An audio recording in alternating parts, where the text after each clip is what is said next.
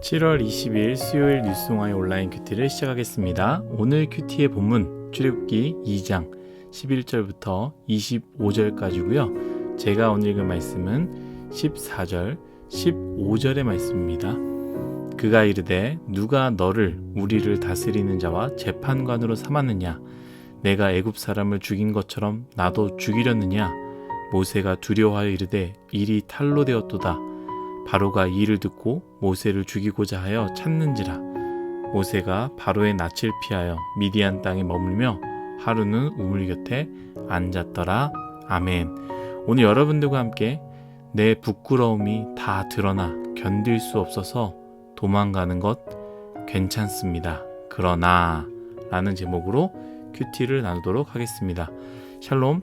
오늘도 말씀으로 시작하시는 여러분 주님의 이름으로 축복합니다. 우리가 잘 아는 애니메이션 이집트 왕자, 바로 오늘 말씀의 주인공입니다. 죽을 뻔한 아기 모세는 갈대 상자에 눕혀졌고 하나님이 운행하셔서 이동케 하셨습니다. 어디로 이동케 하셨습니까? 애굽의 공주의 품으로 이동케 하셨습니다. 그런데 단순히 공주의 품에서 자라지 않았고요.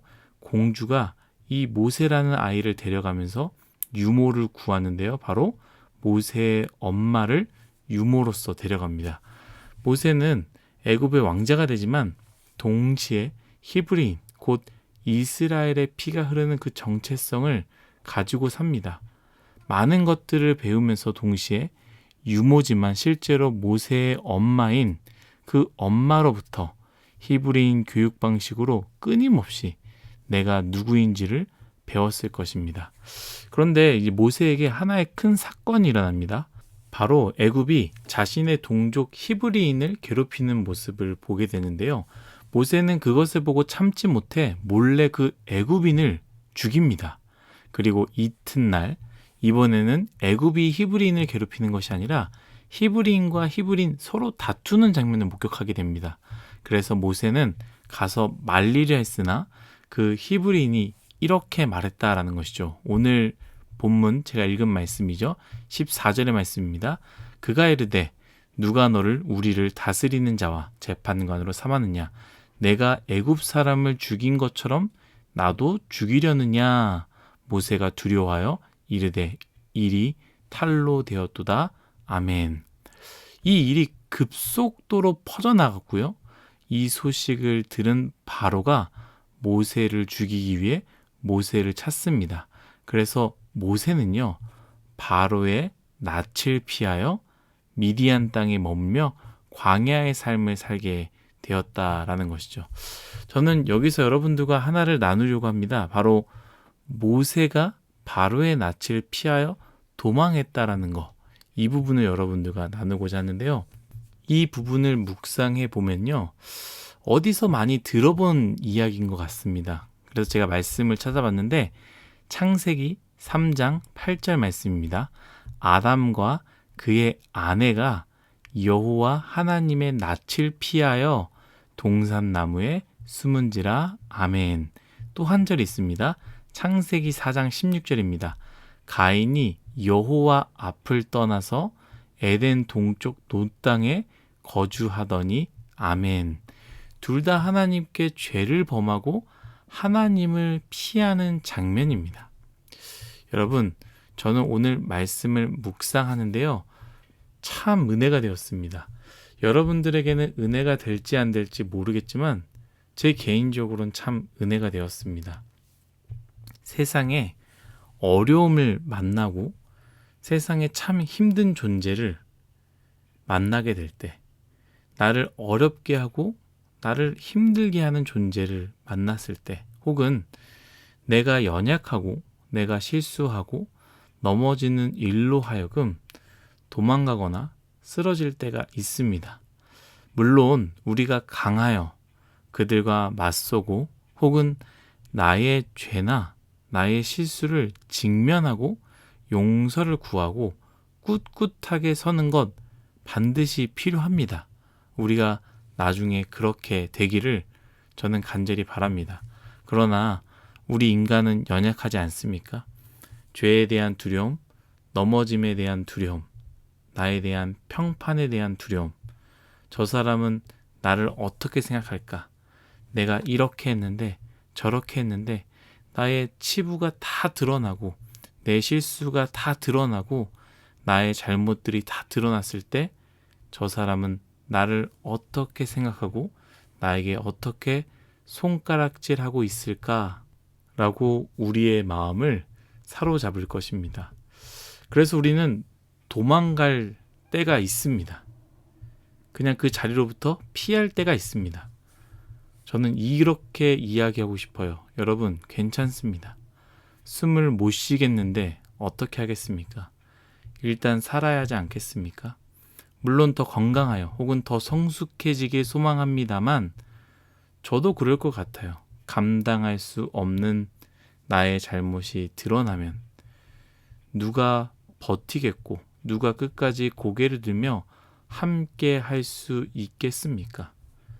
아마 견딜 수 없어 도망가고 또 도망가고 사람들이 없는 나를 알아보지 못하는 내가 누군지 모르는 그 사람들로부터 피하겠지요. 제가 호주에서 만난 한 분이 계시는데요. 아직도 기억이 납니다. 이분은 나이가 조금 많았던 분인데 쉽게 오지 못했을 텐데 호주를 왔더라고요. 급하게 온 것 같았습니다. 그래서 나중에 조금 시간이 지나서 친분이 생기고 나서 이야기를 나눴는데 오게 된 계기를 들었습니다. 본인이 교통사고를 내고 나로 인해 상대방이 죽었다라는 거예요. 견딜 수가 없어서 그곳에 남아있을 수 없어서 왔다라는 거예요. 법적인 부분은 저는 잘 모르겠습니다. 어떻게 해결되는지는. 그러나 그곳에 살지 못하고 더 이상 그곳에 있을 수 없어서 자신을 아무도 알아보지 못하는 곳으로 왔다라는 거에 대해서 저는 공감이 가더라고요. 그곳에서 어떻게 살 수 있을까? 도망오고 싶은 마음 충분히 이해된다라는 것이죠.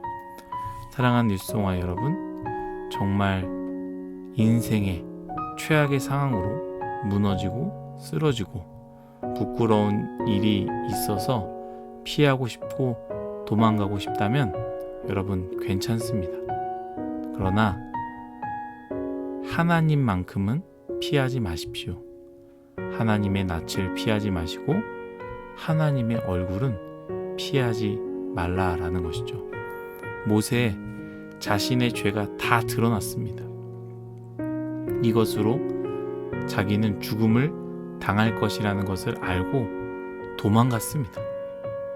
아무도 알지 못하는 것, 자신이 왕자라는 것을 아무도 알지 못하는 그 미디안 땅으로 도망갔다라는 것이죠. 그러나 끝끝내 하나님께서 그런 모세를 들어 사용하지 않으셨습니까?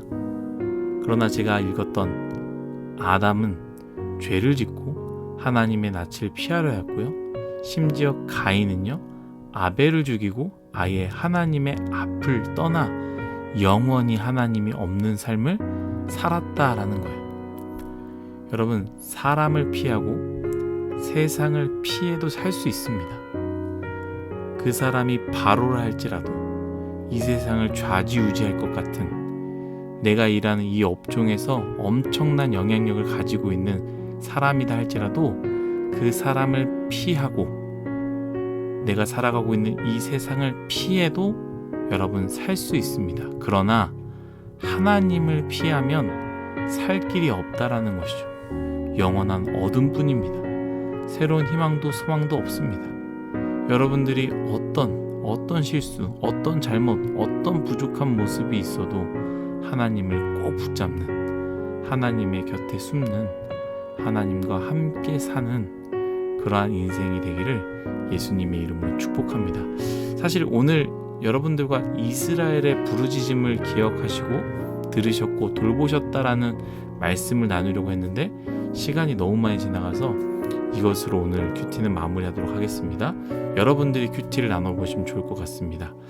오늘 하루 나를 부끄럽게 하고 나를 힘들게 하며 도망가고 싶게 하는 것들이 무엇인지를 고민하고 하나님 앞에 내려놓고 고백하며 하나님과 동행하는 그런 하루가 되기를 예수님의 이름으로 소망합니다.